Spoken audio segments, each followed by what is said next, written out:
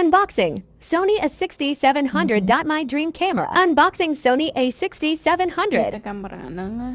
perfect ហ្មងខ្ញុំធ្វើ research ឡើងចិត្តមួយខែមកដល់ចិត្តទិញកាមេរ៉ាហ្នឹងពួកវារៀងថ្លៃដែរហើយ budget ខ្ញុំមានlimit ហើយខ្ញុំមើល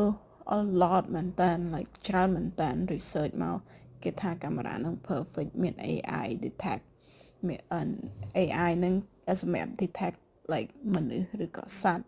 ឬក៏អីហើយជាពិសេសអេក្រង់វា flip បានទៀតហើយជាពិសេសអ្វីដែលខ្ញុំចូលចិត្តបំផុត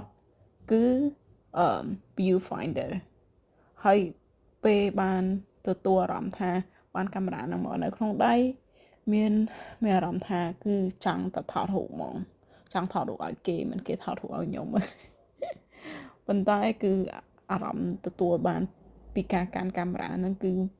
នេះមែន inspiring មែនថតដាក់មើល design ហ្នឹងក៏អ្នកទាំងគ្នាខ្ញុំអត់ដឹងនិយាយថាម៉េចទេគឺ perfect ហ្មងកាមេរ៉ាហ្នឹងណា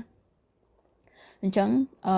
ខ្ញុំ plan ថាយកកាមេរ៉ាហ្នឹងទៅថតរូបថតជា street photography ឬក៏ videography ខ្ញុំចង់សាកអញ្ចឹងយូរហើយ with professional camera តែខ្ញុំអត់ទាន់បានទិញចុចថតដូច shutter speed release ថតអាហ្នឹងហើយនឹង tripod ខ្ញុំមានហើយអញ្ចឹងចាំ stay tuned ដល់អ្នកទាំងអស់គ្នាថា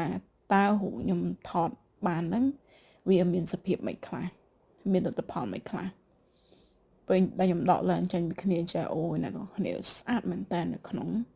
ហើយអូយពេញចិត្តហ្មងពេញចិត្តសម្រាប់2025នេះខ្ញុំនឹងប្រើវាឲ្យ well ហ្មងអរគុណអ្នកទាំងអស់គ្នាសម្រាប់ការតាមដានបាយបាយ